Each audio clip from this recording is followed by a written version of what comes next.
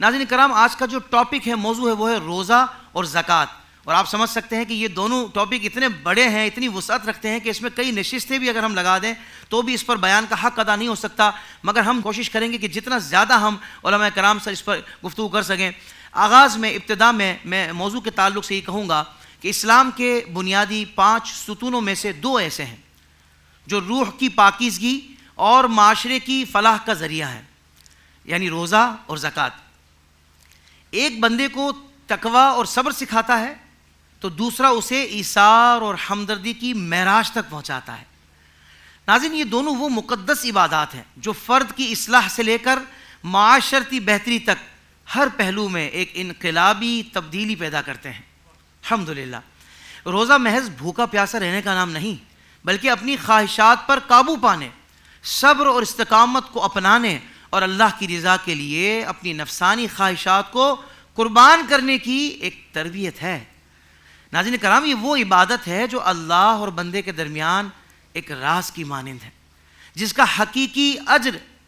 خود اللہ تعالیٰ نے اپنے ذمے لیا ہے۔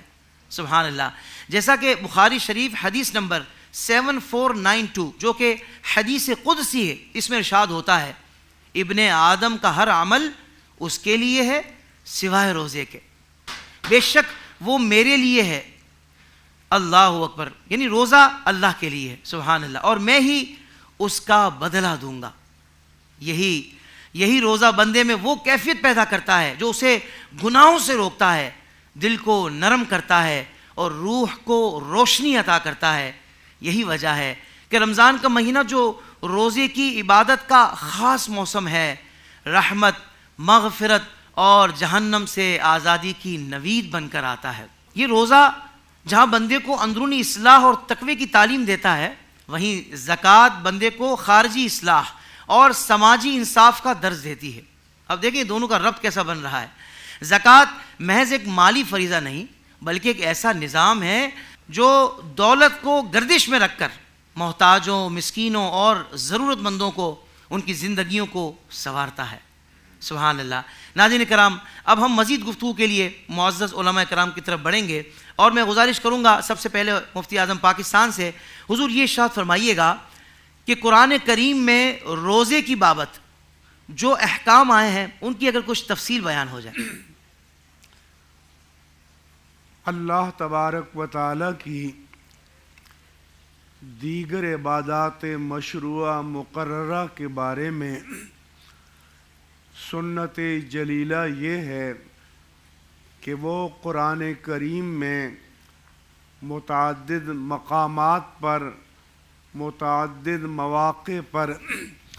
جا بجا بیان کی گئی ہیں، جن میں نماز ہے، زکوٰۃ ہے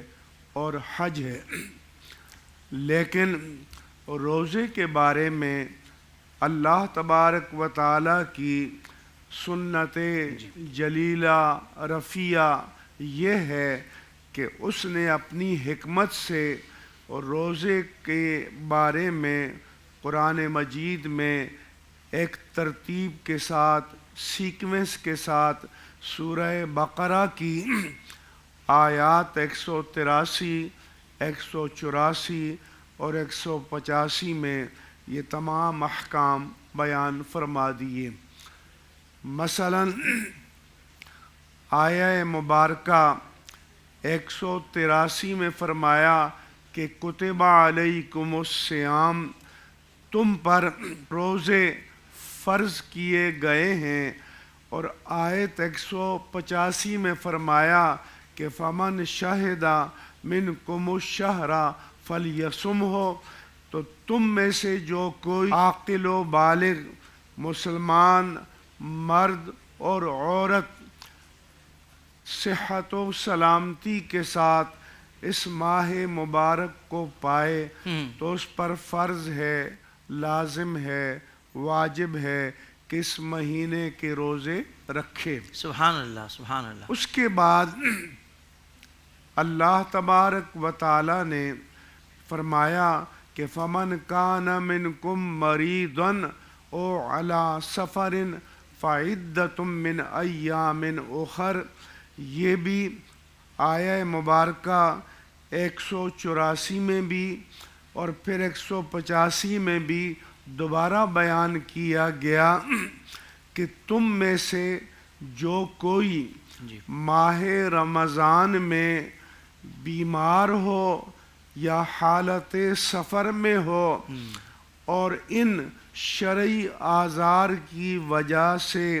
روزہ نہ رکھ سکے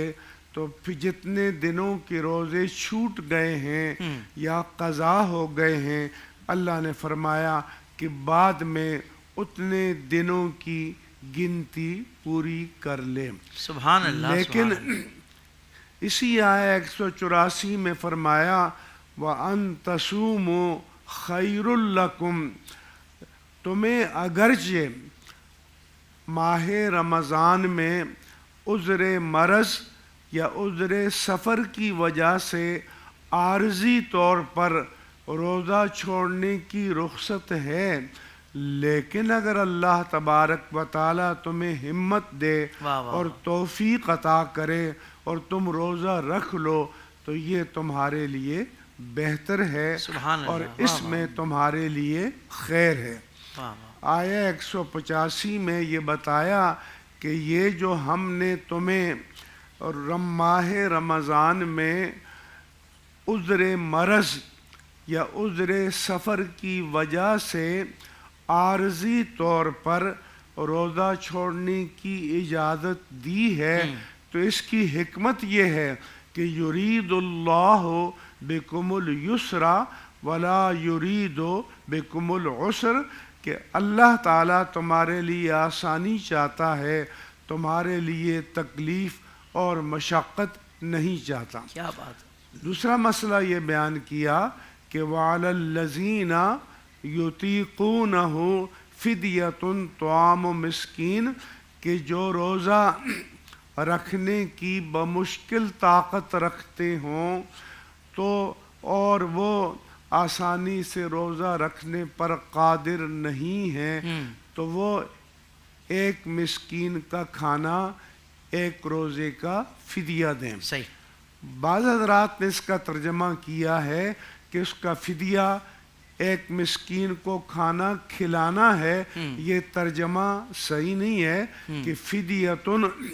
اطعام و مسکین نہیں ہے، فدیتن طعام و مسکین ہے کہ روزے کا فدیہ ایک مسکین کا کھانا ہے. لہٰذا اگر کوئی کہیں پر لنگر چلائے اور ان کو پابند کرے کہ یہاں بیٹھ کر تم کھاؤ گے تو اس کا ثواب تو ملے گا لیکن فدیہ ادا نہیں ہوگا. فدیہ تبھی ادا ہوگا کہ اس کو اختیار دیا جائے، مرضی ہو تو وہاں بیٹھ کر کھائے، مرضی ہو تو گھر لے جائے. تو اس لیے اللہ نے فرمایا کہ فدیۃ طعام مسکین. اس کے ساتھ فرمایا کہ فمن تطوع خیرا فہو خیر اللہ، کیونکہ اہل ثروت جو ہیں وہ اپنے دنیاوی کاموں میں تو دل کھول کر خرچ کرتے ہیں لیکن اگر فطرے یا فدیے کی بات آئے تو پھر کم از مقدار کی طرف جاتے ہیں. اس لیے اللہ نے فرمایا کہ اگرچہ کم از کم مقدار تم پر واجب ہے لیکن یہ اللہ تعالیٰ کا کم از کم مطالبہ ہے، مطلوب کامل نہیں ہے. مطلوب کامل کیا ہے کہ فمن تطوع خیرا فہو خیر اللہ، جو اس کم از کم مقدار سے بھی زیادہ بڑھ کر خوشی سے اللہ کی رضا کے لیے فقراء و مساکین کو دے تو یہ اس کے لیے زیادہ بہتر ہے. اس لیے ہم فدیہ اور صدقہ فطر کے لیے یہ مشورہ دیتے ہیں کہ اگرچہ کم از کم مقدار جو ہے وہ 2 سا گندم یا اس کا آٹا یا اس کی مالیت ہے، لیکن اگر بعض ہمارے اہل دل کو، اہل خیر کو، اہل ثروت کو اللہ تبارک و تعالیٰ نے زیادہ وسعت مال عطا کی ہے تو وہ گندم کے نصاب کے بجائے جو کے نصاب کے اعتبار سے کسی کی حیثیت اس سے زیادہ ہے تو کھجور کے نصاب کے اعتبار سے کسی کی حیثیت اس سے زیادہ ہے تو وہ پھر کشمش کے نصاب کے اعتبار سے صدقہ فطر ادا کرے تاکہ اللہ کی عبادت بھی ادا ہو، نعمت مال کا تشکر بھی ادا ہو، اور اس کے ساتھ ساتھ فقراء کو اور مساکین کو اور مستحقین کو زیادہ سے زیادہ فائدہ بھی ملے۔ ساتھ آخر میں یہ حکم بھی بیان کیا کہ وَلِتُكْمِلُوا الْعِدَّةَ، اور تم پر لازم ہے کہ روزوں کی گنتی پوری کرو، تو لہذا بغیر عذر کے رمضان کا روزہ چھوڑنے کی اجازت نہیں ہے۔ اس لیے حدیث پاک میں فرمایا کسی نے بیماری یا سفر کے عذر کے بغیر رمضان مبارک کا ایک روزہ چھوڑا تو لم یقض عنہ وَإِنْ صَامَ الدَّهْرَ كُلَّهُ، اگر وہ ساری عمر بھی روزہ رکھتا رہے تو اس ایک رمضان کے فرض روزے کا جو اجر و ثواب ہے وہ اس کو نہیں مل سکتا۔ اس لیے میں اس حدیث مبارک کی روشنی میں اپنے سارے ناظرین سے گزارش کروں گا کہ اللہ نے ہمیں نعمت جان بھی عطا کی، نعمت صحت بھی عطا کی، لہذا ہمیں کسی عذر کے بغیر اور مشکل کے بغیر رمضان مبارک کا روزہ کبھی بھی نہیں چھوڑنا چاہیے۔ ہاں اگر عذر کی بنا پر چھوٹ جائے فَعِدَّةٌ مِّنْ أَيَّامٍ أُخَرَ، پھر وہ بعد میں اتنے دنوں کی گنتی پوری کر لے، اور اس قضاء میں بھی اللہ کے دین میں یسر ہے، یعنی یہ نہیں ہے کہ آپ کا رمضان جون جولائی اگست میں آیا تھا، گرمی میں آیا تھا اور مرض یا سفر کی وجہ سے روزہ نہ رکھ سکے تو تمہیں گرمی ہی میں قضا کرنی ہوگی، نہیں، اپنی سہولت کے مطابق سال میں کسی بھی وقت قضا کر سکتے ہو۔ اسی طرح سے فرض روزوں میں تو تسلسل لازم ہے ماہ رمضان میں، لیکن اگر رمضان کے روزے بر بنائے عذر چھوٹ گئے ہیں تو پھر وہ رمضان کے بعد متفرق طور پر بھی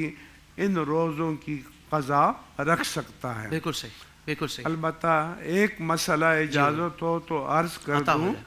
اور وہ یہ ہے کہ یہ جو بیماری یا سفر ہے یہ عارضی عذر ہیں، لہذا جب یہ عذر زائل ہو جائے تو روزہ رکھنا پڑے گا۔ ایک عذر دائمی اور معذوری دائمی ہے کہ کوئی اتنا ضعیف ہو چکا ہے کہ وہ جسمانی اعتبار سے، صحت کے اعتبار سے روزہ رکھنے پر قادر ہی نہیں ہے، تو پھر وہ اس کے لیے پھر فدیہ ہے، وہ فدیہ دے سکتا ہے۔ اور ظاہر ہے کہ چونکہ اس کی معذوری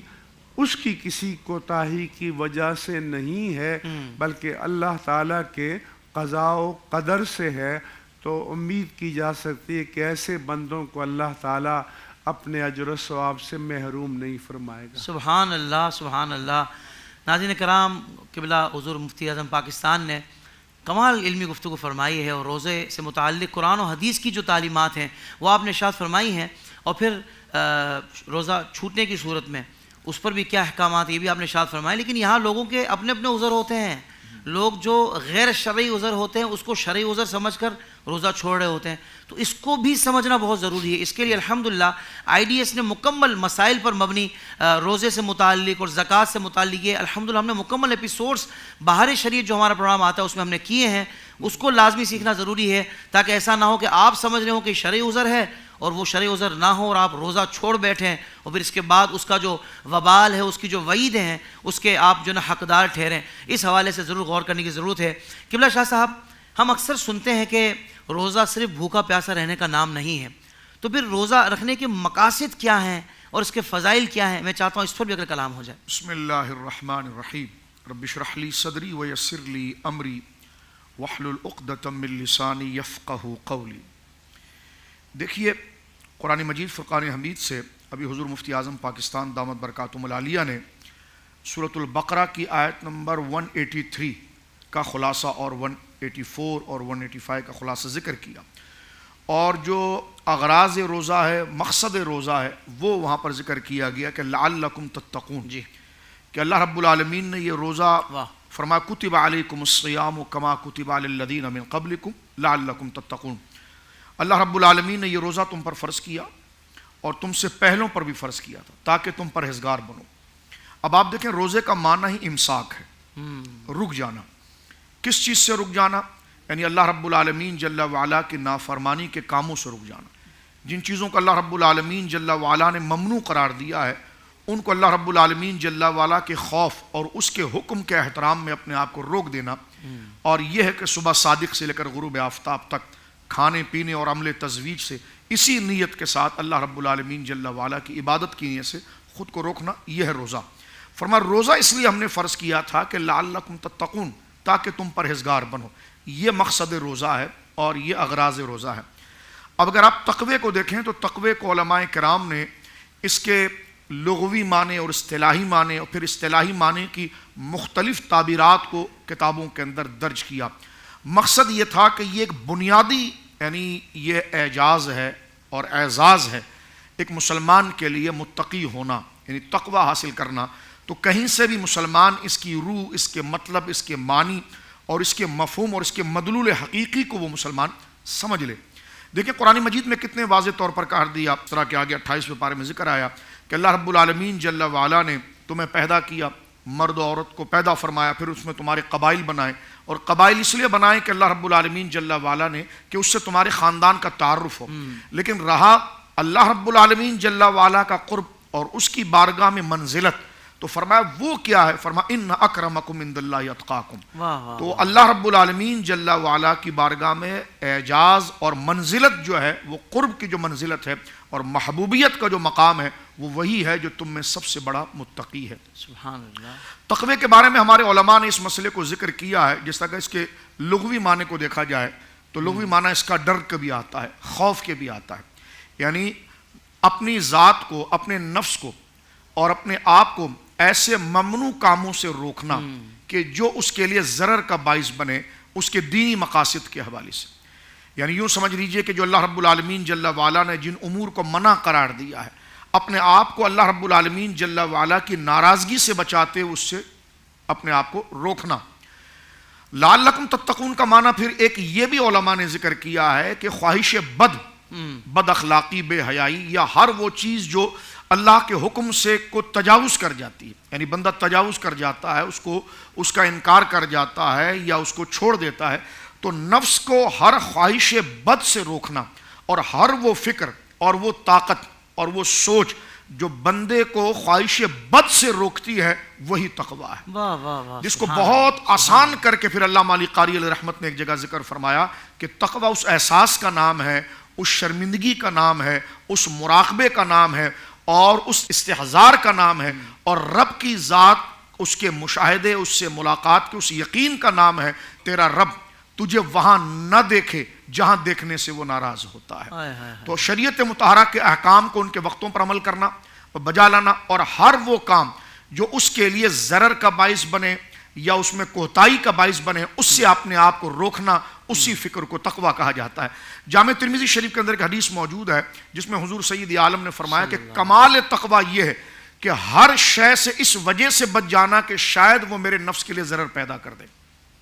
یعنی میرے لیے وہ آفت بن جائے، اللہ رب العالمین جل وعلا سے دور لے جانے والی بنے۔ ایک حدیث پاک میں آیا کہ حلال جو ہے وہ بین ہے، ظاہر ہو چکا ہے، اور حرام جو ہے وہ بھی ظاہر ہو چکا ہے، لیکن حلال اور حرام کے درمیان کچھ متشابہات ہیں جس کے بارے میں لوگوں کو خبر نہیں۔ تو متقی وہ ہے کہ جو حلال ہے اس کے سامنے ظاہر ہے، اس کو اپنے درجے کے اندر جو اسے میسر ہو جائے اس کا وہ ارتکاب کرے، اس کو اس پر عمل کرے، اور جو حرام ہے اس سے قطعاً دور رہے. لیکن متشابہات ہے جس میں ضرر کا شک ہے کہ شاید یہ چیز بھی اللہ کی نافرمانی کی ہو سکتی ہے، تو اپنے آپ کو اس سے بھی بچانا، یہ تقوی کی وہ کامل روح ہے جس کو کہا گیا کہ تیرا مالک تجھے وہاں نہ دیکھے جہاں دیکھنے سے وہ ناراض ہوتا ہے. یعنی اللہ رب العالمین جل وعلا کی ناراضگی سے اپنے آپ کو روکنا، یہ تقوی ہے. اور بالخصوص جو فرائض ہیں ان کو ان کے وقتوں پر ادا کرنا، ان کے شرائط کے ساتھ ادا کرنا. ایک بات یہ ہے. دوسرا یہ کہ جو آپ نے ذکر فرمایا کہ روزہ محض بھوکا پیاسا رہنے کا نام نہیں، بالکل یہ حدیث پاک کے جملے ہیں. صحیح بخاری شریف کتاب الصوم میں دیکھیے جناب رسول کریم صلی اللہ علیہ وسلم نے ارشاد فرمایا کہ تم میں سے کوئی شخص اگر روزہ رکھے، مرادی مانا، اور وہ جھوٹ بولنا نہ چھوڑے اور اسی پر وہ عمل کرے، تو فَلَيْسَ لِلَّهِ حَاجَةٌ فِي أَن يَدَعَ طَعَامَهُ وَشَرَابَهُ او کما قال. تو اللہ رب العالمین کو اس کی کوئی ضرورت نہیں ہے کہ اس نے کھانا چھوڑا یا اس نے پانی چھوڑا، لیکن اس نے بد اخلاقی یا اخلاق کی انحطاط کا وہ شکار ہوا اور ایسی چیزوں کو اس نے اختیار کیا جس کو اللہ رب العالمین نے اخلاقی طور پر ممنوع قرار دیا ہے. تو رب کریم کو اس کے بھوکے صبح سے لے کر شام تک بھوکے اور پیاسے رہنے کی رب کو کوئی حاجت نہیں ہے، کیونکہ روزے کا مقصد کیا تھا؟ دیکھیں روزہ دینی فریضہ ہے، اور دین کا حافظ صاحب قبلہ جو یعنی آپ یہ کہیے جو مرکزی تصور ہوتا ہے وہ اخلاق ہوتا ہے. کہ اس عبادت کے ساتھ ساتھ آپ کا باطن بھی سنورے، اور آپ کے باطن سنورنے کے ساتھ معاشرے کے اندر اچھائی اور اخلاق جو ہے اس کا فروغ ہو. تو جھوٹ بولنا بد اخلاقی ہے. اسی طرح فحش بات کرنا، جیسے سرکار علیہ الصلوۃ والسلام نے ارشاد فرمایا کہ اس نے روزہ تو رکھا، فرمایا صیام جنتن، فرمایا روزہ جو ہے وہ ڈھال ہے. اگر کسی نے اس میں فحش بات کرنا اور جاہلانہ بات کرنا نہیں چھوڑی، یہاں تک کہ کوئی شخص اگر اس سے جھگڑا کر جائے یا اس سے لڑ جائے تو وہ آگے سے 2 دفعہ کہہ دے کہ میں جو ہے وہ روزے سے ہوں. فرمایا جس نے اس اخلاقی پیکر کے ساتھ اپنے آپ کو آراستہ کیا تو حضور سید عالم ارشاد فرماتے ہیں کہ پھر روزے دار کے منہ کی بو جو معدے سے اٹھتی ہے وہ اللہ کے نزدیک مشک سے بھی زیادہ قدر رکھتی ہے. کیا بات ہے، سبحان اللہ. اور اس کو اگر دوسرے انداز میں اگر آپ دیکھیں، جس طرح آپ نے اپنی تمہید کے اندر آخری بات عرض کروں ذکر فرمایا کہ روزہ اور زکوٰۃ، اسی طرح نماز اور زکوٰۃ یہ وہ عبادت ہے کہ جو اسلامی عبادت کا یوں سمجھ لیجیے کہ سرنامہ ہے، مغز ہے، اصل الاصول ہے. کیونکہ ایک کا تعلق جو ہے کہ اللہ کے حق کے ساتھ ہے اور ایک کا تعلق جو ہے وہ بندے کے حق کے ساتھ ہے. تو لہٰذا روزہ جو ہے اس کا تعلق اللہ رب العالمین جل وعلا کے ساتھ ہے، اور وہ خالص عبادت ہے کہ روزہ اس قدر مخلص عبادت ہے کہ اگر کوئی شخص کوئی اور عبادت کر رہا ہو تو ہمیں اس بات پر ہم مطلع ہو جاتے ہیں، ہمیں اطلاع ہو جاتی ہے اس کے قول سے یا اس کے عمل سے کہ یہ کوئی خاص عبادت کر رہا ہے. مثلا نماز پڑھ رہا ہے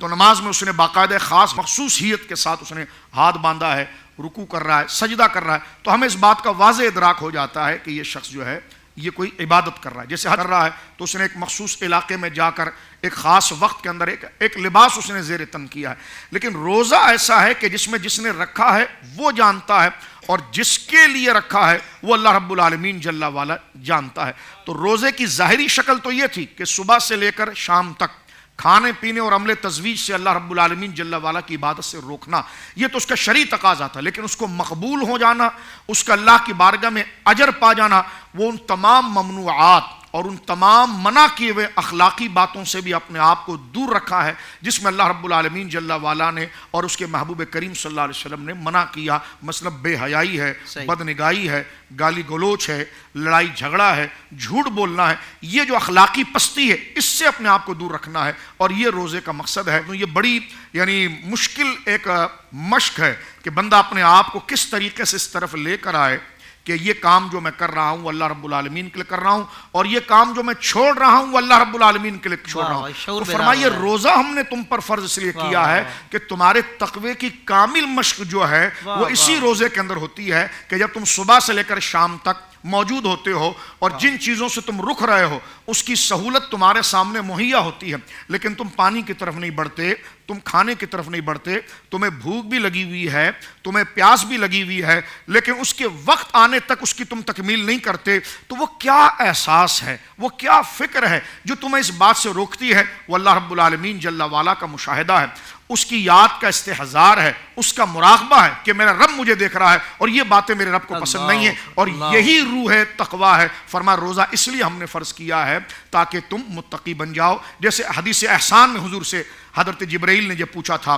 کہ مل احسان یا رسول اللہ، حضور احسان کیا ہے؟ تو سرکار دو عالم صلی اللہ علیہ وسلم نے شاہ فرمایا کہ ان تعبد اللہ کأنک تراہ فإن لم تکن ترا فہو یراک۔ فرمایا عبادت اتنے استحضار کے ساتھ، اتنے انہماک کے ساتھ، اتنی گویا کہ حاضری کے ساتھ اور اتنے ذوق کے ساتھ کرو کہ تم جیسے اللہ رب العالمین کو دیکھ رہے ہو۔ لیکن اگر یہ استحضار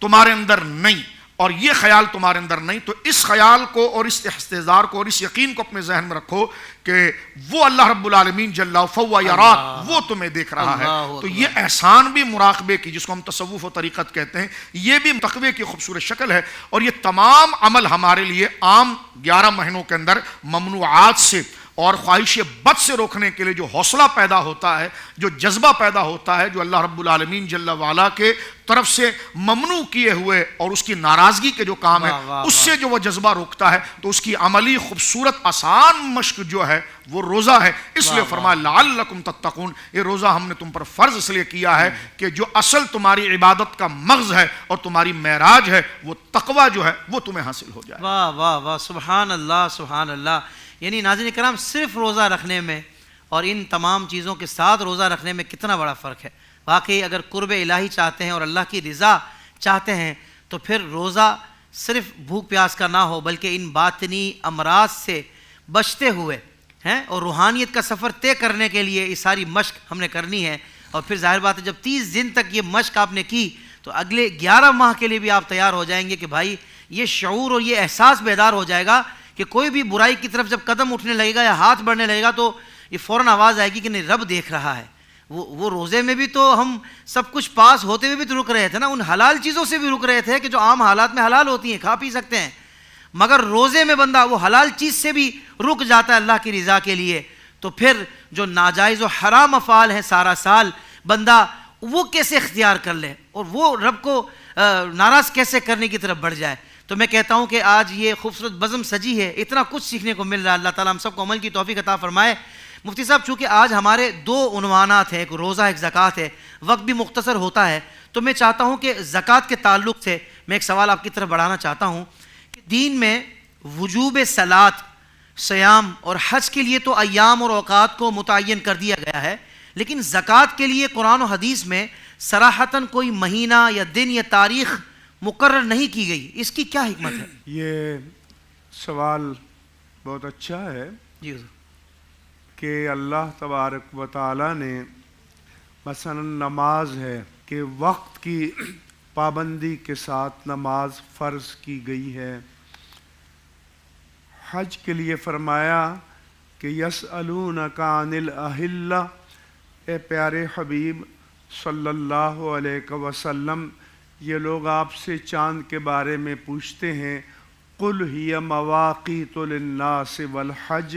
آپ بتا دیں کہ یہ لوگوں کے لیے وقت اور زمانے کو پہچاننے کا ایک ذریعہ ہیں اور ایام حج کے تعین کے لیے نماز کے اوقات متعین ہیں، حج کے تاریخ متعین ہے، لیکن زکوٰۃ کے لیے کوئی خاص مہینہ یا دن یا تاریخ مقرر نہیں ہے، کیونکہ زکوٰۃ کا تعلق جو مالدار بندہ ہے اس کے احوال کے ساتھ ہے۔ صحیح۔ اور بندوں کے احوال مختلف ہوتے ہیں، لہٰذا عاقل و بالغ ہونے کے بعد جب کوئی بندہ پہلی مرتبہ کم از کم نصاب کا مالک بنا تو وہ صاحب نصاب کہلاتا ہے، اور نفس وجوب زکوٰۃ کا حکم اس کی طرف متوجہ ہو جاتا ہے۔ لیکن قمری سال کے اعتبار سے، کیونکہ زکوٰۃ کے وجوب کے لیے شمسی سال کا اعتبار نہیں ہے، قمری سال کا اعتبار ہے، لہذا آئندہ سال قمری سال کو جب اس مہینے کی وہ تاریخ آ جائے تو اس پر زکوٰۃ کا ادا کرنا یہ واجب ہو جائے گا۔ صحیح۔ اس لیے لوگوں نے اپنی اپنے سہولتوں کے مطابق، کسی نے رمضان کا مہینہ، کسی نے رجب کا، کسی نے کوئی مقرر کر رکھا ہے، لیکن حقیقت یہ ہے کہ ہر بندہ مومن کے لیے زکوٰۃ کے قمری مہینے کی وہی تاریخ معتبر ہے کہ جب عاقل و بالغ ہونے کے بعد پہلی مرتبہ وہ صاحب نصاب بنا تھا۔ صحیح۔ ہاں، البتہ ایک بات ذہن میں رہے کہ یہ جو بتایا جاتا ہے کہ زکوٰۃ کی وجوب کی شرائط میں حولان حول ہے، یعنی سال کا گزر جانا ہے مالداری پر، تو اس کے ہرگز یہ معنی نہیں ہے کہ ہر مال پر سال گزرے، بلکہ فقہاء نے کہا کہ سال کی ابتدا میں اور اختتام پر بھی صاحب نصاب ہے یا بیشتر حصہ صاحب نصاب ہے، تو فرض کرو کہ کسی نے اپنی زکوٰۃ کی ادائیگی کے لیے یکم رمضان المبارک کی تاریخ مقرر کی ہوئی ہے، تو اس سے ایک دن پہلے یا 10 دن پہلے بھی جو پیسہ آئے گا اس سب کی زکوٰۃ اس کو ادا کرنی ہوگی۔ جی۔ کیونکہ یہ جو لوگ اشتباہ پیدا کرتے ہیں، اگر ہر مال پر سال گزرنا شرط قرار دیا جائے تو جو کاروباری لوگ ہیں ان کا تو روزانہ پیسہ آتا ہے، روزانہ پیسہ جاتا ہے، تو پھر تو اس کا حساب کرنا ہی بندے کے لیے ناممکن العمل ہو جائے۔ لہذا ہر مسلمان کو چاہیے کہ جب اللہ تبارک و تعالیٰ نے زندگی میں پہلی بار عاقل و بالغ ہونے کے بعد اس کو نصاب کا مالک بنایا تھا، تو اس تاریخ کو یاد رکھے اور ہر قمری سال کو اس تاریخ کو اپنی زکوٰۃ ادا کر دیا کرے، کیونکہ یہ بندے اور رب کے درمیان معاملہ ہے۔ صحیح۔ دنیاوی معاملات میں تو چیزوں کو چھپایا جا سکتا ہے، لیکن خالق اور مالک سے کوئی چیز پوشیدہ نہیں ہے۔ بالکل صحیح۔ سبحان اللہ، سبحان اللہ۔ قبلہ شاہ صاحب، اگر میں یہ عرض کروں کہ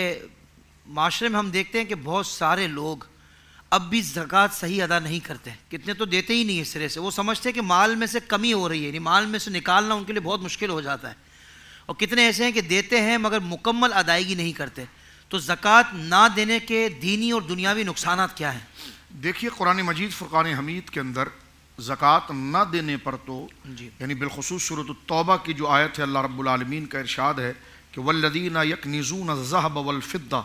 ولا ينفقونها في سبیل اللہ فبشرهم بعذاب علیم، کہ اللہ رب العالمین جل وعلا کا ارشاد ہے کہ وہ لوگ جو سونا اور چاندی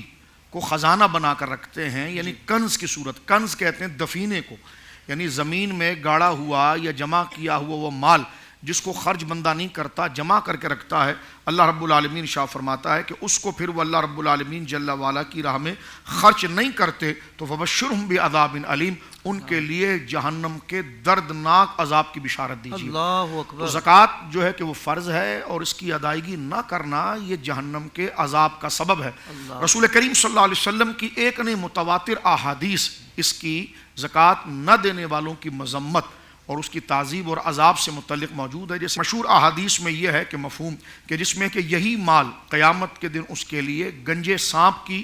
شکل اختیار کر جائے گا جو اللہ رب العالمین اس پر مسلط کرے گا۔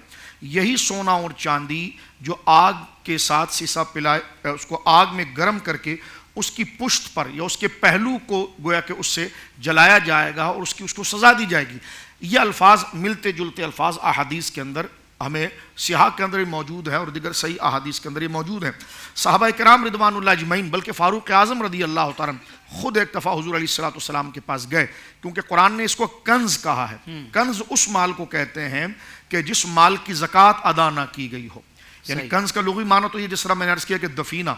جو یعنی خزانہ جس کو جمع کر کے رکھ دیا جائے اور خرچ نہ کیا جائے، لیکن وہ مال کہ جس کی زکوٰۃ ادا کی جائے اور زکوٰۃ کا معنی یہ آپ دیکھتے ہیں، اس کا معنی ہی لغوی یہ بن جاتا ہے کہ جو مال کو نمو کرتا ہے، یعنی بڑھاتا ہے۔ احادیث کے اندر موجود ہے کہ زکوٰۃ کے ادا کرنے کے بعد اللہ کی قدرت اس مال کی حفاظت بھی کرتی ہے اور اس میں اللہ رب العالمین برکت بھی عطا فرماتا ہے۔ زکوٰۃ کا یعنی وہ مال جس کی زکوٰۃ ادا کر دی گئی ہے، وہ مال دنیا کے لیے بھی آپ کے لیے نفع ہے کہ آپ اس کو استعمال کر رہے ہیں، اور وہی مال جس کو آپ نے زکوٰۃ میں ادا کیا ہے اور جو بچ گیا وہ آپ کے لیے خالص ہو گیا اور اللہ کی طرف سے جو حکم تھا وہ آپ نے ادا کیا، تو زکوٰۃ کا ایک معنی کہ وہ پاک بھی ہو گیا، اور اس پاکی کے بعد جو مال رہ گیا ہے اس سے جو آپ نے استفاضہ کیا اور اس سے جو آپ نے لذت حاصل کی وہ آپ کے لیے عبادت بن گئی، اور جو آپ نے خرچ کیا وہ قیامت کے دن وہی مال آپ کے لیے شفاعت کا اور آپ کے لیے نجات کا ذریعہ بنا۔ ازواج مطہرات اور دیگر صحابیات نے جب نبی کریم علیہ الصلوۃ والسلام نے اس بات کو دریافت کیا کہ یا رسول اللہ قرآن نے کنز کے ساتھ ذہب اور فضہ کا ذکر کیا ہے، یعنی سونا اور چاندی، تو یہ ہم نے جو بالیاں پہنی ہوئی ہیں، یہ جو سونے پہنے ہوئے ہیں، کیا یہ بھی اس کنز کے اندر ہے؟ تو جناب سید عالم صلی اللہ علیہ وسلم نے فاروق اعظم کو اور تمام امت کو یہ فیصلہ سنا دیا۔ آپ نے فرمایا جس مال سے زکوٰۃ ادا کر دی جائے گی وہ سونا اور چاندی کنز میں نہیں آتا، بلکہ اس کا مراد مفسرین یہ ذکر کرتے ہیں کہ یہ دنیا کا وہ حسن ہے جو اللہ رب العالمین جل وعلا نے نعمت کی صورت میں آپ کو عطا فرمایا ہے۔ واہ واہ واہ، سبحان اللہ سبحان اللہ۔ قبلہ مفتی صاحب، بڑا اہم ترین معاملہ ہے زکوٰۃ کا بھی، اس حوالے سے ارشاد فرمائیے گا کہ حدیث پاک میں ہے 3 چیزیں ایسی ہیں جنہیں مؤخر نہ کیا جائے، نماز جب اس کا وقت آ جائے، نماز جنازہ جب کہ حاضر ہو، اور عورت کے لیے جب مناسب رشتہ مل جائے، ان کے بارے میں ہے۔ تو کیا زکوٰۃ کی ادائیگی فوراً واجب ہے یا اس میں تاخیر اور تراخی کی گنجائش ہے؟ ہمارے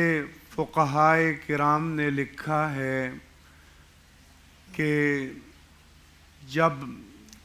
زکوٰۃ کی ادائیگی کا وقت آ جائے تو زکوٰۃ کی ادائیگی میں تاخیر نہیں کرنی چاہیے، لہذا جتنی جلد ممکن ہو اس دینی فریضے سے عہدہ برا ہونا چاہیے، کیونکہ اس کو سمجھنا چاہیے کہ میرے مال میں اتنا حصہ وہ ہے کہ جو اللہ تبارک و تعالیٰ نے اپنے فقراء، مساکین اور مستحق بندوں کے لیے رکھا ہے، تو اس کو فوراً جدا کر کے ان کے حوالے کر دینا چاہیے کہ تؤخذ من اغنیائہم وترد الی فقرائہم، کہ ان کے مالداروں سے لی جائے اور ان کے فقراء کو لوٹائی جائے۔ یہاں پر لوٹانے کا کلمہ آیا اور لوٹایا کسی کا حق جاتا ہے، یعنی آپ احسان سمجھ کر نہ دیں بلکہ یہ سمجھیں کہ یہ وہ اس کا حق ہے جو میرے مال میں تھا اور میں اس کو لوٹا رہا ہوں۔ البتہ ایسے ادارے کہ جو مستحقین کی کفالت کرتے ہیں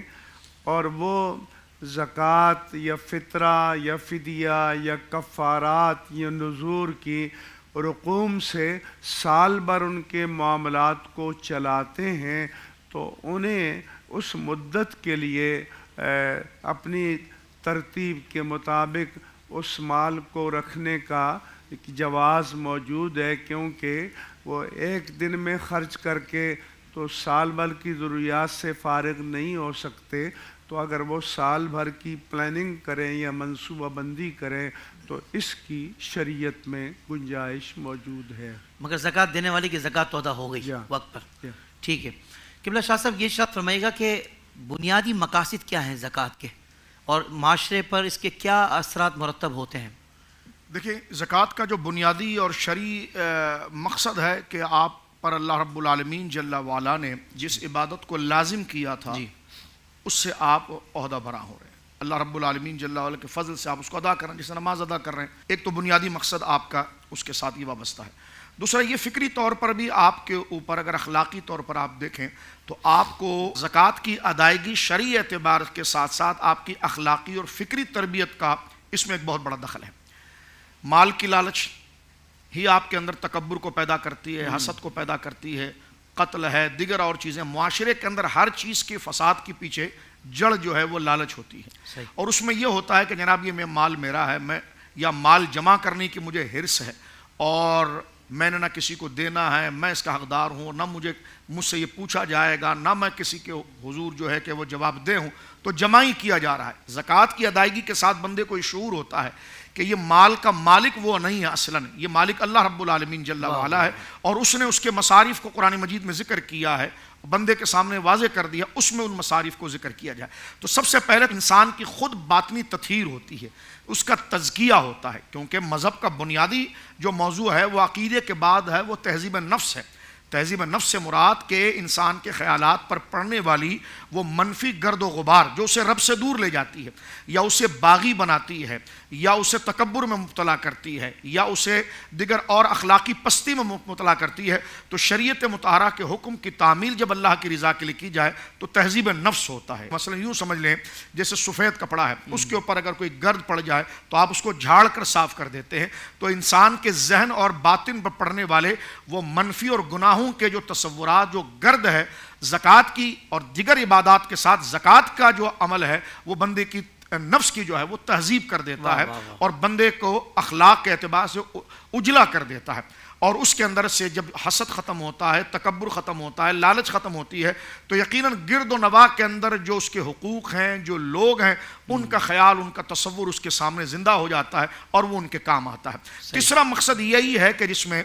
نظام جو قرآن کریم فرقان حمید نے ذکر فرمایا کہ مال جو ہے وہ کسی چند لوگوں کے ہاتھوں میں گردش نہ کرے کہ امیر امیر سے امیر تر ہو جائے اور غریب غریب سے غریب تر ہو جائے۔ زکوٰۃ کا اگر اسلامی معاملہ اگر آپ دیکھیں اور سابقہ یعنی صحابہ کرام رضوان اللہ اجمعین کے احوال کو آپ دیکھیں، اور قرآن مجید نے جو زکوٰۃ کے مصارف کو ذکر کیا ہے، اور فاروق اعظم رضی اللہ تعالیٰ عنہ کے دور خلافت کی طرف اگر آپ توجہ کریں یا خلفاء راشدین کے دور کی طرف توجہ کریں، تو زکوٰۃ کی جو تقسیم ہے اور اس کی جو تقسیم کا جو سلسلہ ہے، اس کے بعد آپ یہ دیکھتے ہیں کہ غربت کے جس غربت کے دہانے پر پہنچ کر بندہ خودکشی کی طرف چلا جاتا ہے، نا امیدی کی طرف چلا جاتا ہے، کہ بندے کو فقر علیہ باللہ کفر تک لے جاتا ہے، اور پھر اس کا جو حق ہے وہ اس تک نہیں ملتا، تو اس کا ایک رد عمل، منفی رد عمل معاشرے کے اندر جو ہے وہ باہم کشاکش کا پیدا ہو جاتا ہے، جس میں دشمنی ہے، بربریت ہے، افراتفری ہے، چوری ہے، بے شمار یعنی سمجھ لیجئے کہ مفاسد کا دروازہ کھل جاتا ہے۔ تو زکوٰۃ کی ادائیگی اس کے مصارف کے اندر کر دینے کے بعد اخلاقی طور پر بھی اور معاشرتی طور پر بھی جو مفاسد ہے اس کا دروازہ بند ہو جاتا ہے۔ تو زکوٰۃ ایک اعتبار سے ان تمام مفاسد کا سد ذرائع میں سے ہے کہ ان تمام مفاسد کو گویا کہ روک دیتی ہے، انسان کی خود بھی تطہیر ہوتی ہے، اللہ رب العالمین جل وعلا کا فرض بھی ادا ہوتا ہے، اور جو اس کے مستحقین ہیں اور جو ان کا حق ہے وہ ان کی طرف ادا بھی ہو جاتا ہے۔ اس حوالے سے ان کی زندگی کے گزر بسر کے جو جائز معاملات ہیں وہ ان کو آپ کے ذریعے مہیا ہو جاتے ہیں۔ سبحان اللہ سبحان اللہ۔ مفتی صاحب آخر میں ایک مسئلہ ارشاد فرما دیجئے گا کہ سونا اور چاندی اپنی اصل کے اعتبار سے تو مال ہیں، اور یہ کسی بھی شکل میں ہوں ان پر زکوٰۃ واجب ہے۔ اگر کسی کے پاس سونا یا چاندی ہے یا زیورات ہیں یا کسی بھی شکل میں، تو وہ قیمت خرید کے حساب سے وہ اس کا حساب کرے گا زکوٰۃ کا، یا جو اس وقت چل رہا ہے مارکیٹ میں، یہ بھی ارشاد فرما دیں۔ اور ساتھ ہی ساتھ یہ بھی ارشاد فرما دیں کہ کسی خاتون کے پاس سونا یا زیورات وغیرہ ہیں اور زکوٰۃ کی ادائیگی کے لیے نقد پیسے نہیں ہیں، تو وہ زکوٰۃ کیسے ادا کرے گی؟ جیسا کہ آپ نے بتایا کہ سونا اور چاندی خلقی اعتبار سے ان کریشن ان کو شریعت نے مال قرار دیا ہے، لہذا کسی بھی شیپ میں، کسی بھی فارم میں، کسی بھی ہیئت میں ہوں، سونے کے زیورات ہوں، سونے کی ڈلی ہو، سونے کے برتن ہوں، یا کوئی بھی چیز ہو، تو وہ مال ہے اور اس کی زکوٰۃ ادا کرنا واجب ہے۔ سونے کا نصاب ہے 87.48 گرام اور چاندی کا ہے 612.36 گرام۔ دوسرا سوال جو آپ نے فرمایا کہ جب سونا اور چاندی مال ہیں تو کون سی قیمت کا اعتبار ہوگا کہ کسی نے فرض کرو آج سے 5 سال 10 سال 20 سال پہلے خریدا تھا، اس کا اعتبار ہوگا یا آج کا؟ تو اس کے لیے کرنٹ مارکیٹ ویلیو کا اعتبار ہوگا کہ آج کی تاریخ میں اس مقدار چاندی یا اس مقدار سونے کی جو بازاری قیمت ہے، یعنی جس پر وہ بک سکتا ہے، تو اس کے حساب سے اس کو اپنی اسیسمنٹ کرنی چاہیے اور زکوٰۃ ادا کرنی چاہیے۔ بالکل صحیح۔ البتہ جیسے بعض لوگ کہتے ہیں جی بیگم کا زیور ہے لیکن اس کے پاس پیسے نہیں ہیں، تو شریعت نے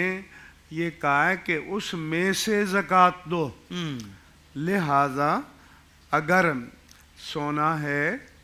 اور نقد ہیں تو نقد کی صورت میں دے سکتے ہیں، اس کا شوہر دینا چاہے اس کی طرف سے تو دے سکتے ہیں، نہ بھی ہو تو اس کا جو 40واں حصہ ہے اس کا وزن کر لیں اور 40 پر تقسیم کر دیں، تو جو مقدار وزن آئے گی اتنا اسے کاٹ کر دینا ہوگا ہر صورت میں، ہر قیمت پر۔ یہ عذر کے نقد پیسہ نہیں ہے، یہ شریعت کی نظر میں کوئی عذر مطلقاً نہیں ہے۔ لہذا اس مسئلے میں ہمیشہ محتاط رہنا چاہیے۔ اور اپنی دوسری بات یہ ہے کہ بہت سے حضرات پوچھتے ہیں جی بینک بیلنس کا الگ پوچھیں گے، سونے چاندی کا الگ پوچھیں گے، مال تجارت کا الگ پوچھیں گے، تو زکوٰۃ کی تشخیص یا اسیسمنٹ کے لیے بندے کی جتنے ذرائع سے جتنی آمدنی ہے اس سب کو یکجا کرے اور پھر اس کا